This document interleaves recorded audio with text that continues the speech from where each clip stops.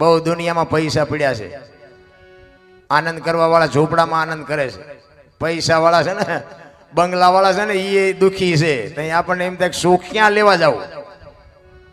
સુખ એમ મળતું હોત ને. તમે જો એક ઝોપડામાં એક ભીખ માગીને જે માણસો ખાય છે, કપડા વગરના છોકરા હોય, માં હોય, બાપ હોય, છોકરા હોય, આખા ગામમાં જઈને બટકું રોટલો એક લઈ આવે, એક કોળીઓ ખીચડી લઈ આવે, થોડુંક શાક લઈ આવે, અને બાપુ કપડા વગરના છોકરા હોય, મેલા ઘેલા કપડા પહેરીને માન બાપો બેઠા હોય, અને બાપુ એક થાળી હોય ને એમાં બાપુ એક આનંદ કરતા કરતા ખાતા હોય, તો આપણને એમ થાય ખરું આ ભીખ માગીને ખાય તોય અમને આનંદ છે. અને કરોડપતિ ત્યાં જાય ને વહુ આમ મોઢું કરીને બેઠી હોય ને છોકરો આમ મોઢું કરીને બેઠો હોય, આપણને એમ થાય કે આ બંગલા દિવાળી નો મૂકવી જોઈએ. ક્યાં સુખ લેવા જવું? અરે સુખે તમારી પાસે છે ને દુઃખે તમારી પાસે છે. આપણા ગઢા બાપુ આમાં બધાએ જોયું છે ને બધાને ખબર છે આપણા ગઢા કેવી જિંદગી જીવીને ગયા છે. હે અત્યારે હું ઘટે છે, મારા બાપ જ્યાં જાવ ત્યાં બધા રોવે છે, અમારી પાસે કઈ નથી, અમારી મરો કાંઈ ન હોય તો શું જોવે છે તમારે? વાહન મકાન રૂપિયા લોઢા હવામાં ઉડે, વગર દોડે વાતો થાય, હિલોળા કરે. સુલા છોકરા કાજુ બદામની ઓગઠ કરે છે, આપણને પાર્લે નથી ચડ્યું, પાર્લે ભલામણ તોય હજી શેઠો જ નથી. મને તો એમ થાય કે હારું કાલ મરી જઈશું, આવી જિંદગી જીવવાની હવે જીવ એવું જ હવે આવ્યું. બોલો બધા કે સ્વર્ગમાં આમ છે ને સ્વર્ગમાં આમ છે, ત્યાં કે હોનાના સિંહાસન ઉપર ઇન્દ્ર ભગવાન બેઠા છે ને અહીંયા ઇન્દ્રની અપસરાયું નાચ કરે છે ને અહીંયા ફુવારા છે ને, તો અહીંયા કોઈક જી આવ્યું હોય કોને મારે પગ ઝાલવા છે? જી આવ્યું અહીંયા કોઈ? બધું ડીંગો ડીંગે ચાલે છે. આ છે ને આર્ય સ્વર્ગ છે, બાકી કોઈ સ્વર્ગ બર્ગ છે નહીં. તમે હા મારે ને તમારે શું હગું શું છે? બોલો મને. આ આપણો દાખલો લ્યો ને, તમારું ને મારું હગું શું? આ ફતેહગઢમાં મારે આવવાનું થાય શું કામ? તમારે મને બોલાવવાનું થાય શું કામ? આના સિવાય બીજું કોઈ સ્વર્ગ વર્ગ નથી. અને મેં 25 વર્ષ ખટારો હાંક્યો, આખી દુનિયા રખડીને બેઠો છું, કાંઈ રામ છે નહીં. આજે આપણે ભેગા થઈને બેસી છે ને આનંદ કરી છે ને, હામો મળે ને જય માતાજી કરે, કોક જય સીતારામ કરે, જય શ્રી કૃષ્ણ કે. આ જિંદગી છે ને આ જ સ્વર્ગ છે, બાકી કાંઈ છે નહીં. રામ હરિના નામ સિવાય બાપુ ઉદ્ધાર નથી. એક ઘડી હાથી મેં પુણ્યા તુલસી સંગત સાધકી કટે કોટી અપરાધ. 24 કલાકમાં મહાપુરુષો એટલે કહે છે. જોકે વક્તા બાપુ બેઠા છે, એમને એકવાર જોરદાર તાલીથી વધાવી લ્યો. કારણ કે આવા સંતો પાસેથી જ બાપુ કંઈક આપણે લેવાનું હોય છે. અને માણસનું જીવન કઈ રીતનું હોય, કેવી રીતનું જીવાય, કથાકારો બધા ખૂબ આપણને સમજાવે છે. પણ આપણને સારું કંઈક કઠણાઈ કંઈક છે, ધારો સાંટો નથી પડતો.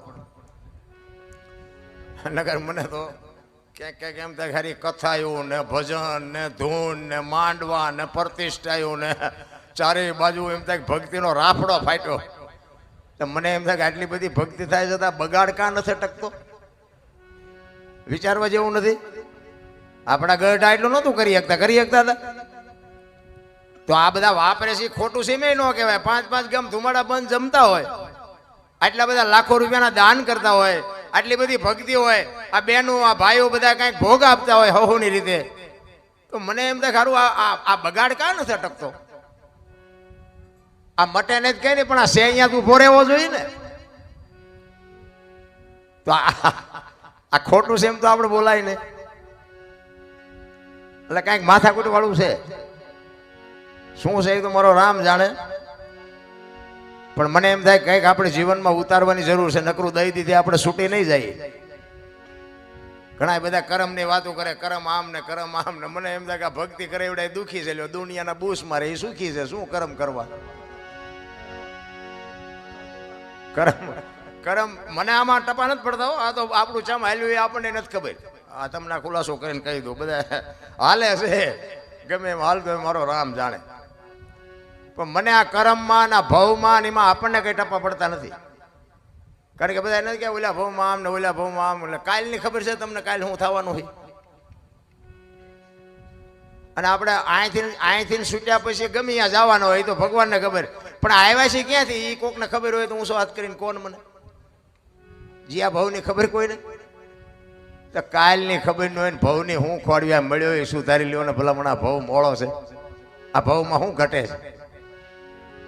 હા, આવી સપ્તાહ હાલતી હોય લ્યો ખાવાનું મફત, ગાડલાય મફત, ચાય મફત, હુવાનું મફત, લ્યો કાંઈ જોતું જ નથી. સાધુડા આપણે કચ્છ કાઠિયાવાડ સૌરાષ્ટ્રમાં તમે જુઓ 10 કિલોમીટર નો હાલો ને હરિહર હરિહર ગમે એટલા દી રહ્યો ને ગમે એટલું ખાવ ને ગમે એટલું વાપડ્યા રહ્યો. બોલો હિલોળા નથી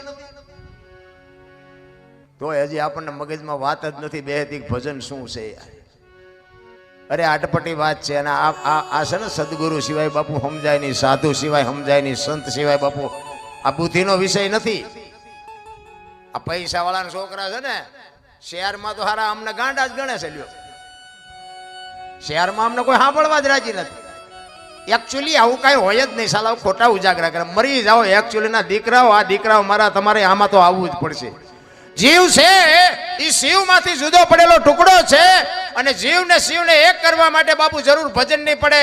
બુદ્ધિથી, પૈસાથી, વિજ્ઞાનથી જીવ શિવ એક ન થાય. લખવું હોય તો લખી લેજો.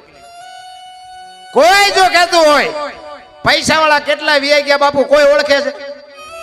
આ નરસિંહ મહેતા ને જલારામ ને મીરાબાઈ ને પાનબાઈ ને ગંગા સતી ને આપણા કોઈના હગા થાય છે? શું કામ યાદ કરવા પડે છે? ને કે કરોડપતિના છોકરા કેટલાય વીઆઈ ગયા કોઈ નથી યાદ કરતું. તાવડા થઈ ગયા એવડા એમની પેઢીઓ શું અમારે અહીંયા કોથળા મોકલાવતી છે કે અમારા બાપાના ગાણા ગાવશો તમે 5-10 મણ દાણા મોકલાવી.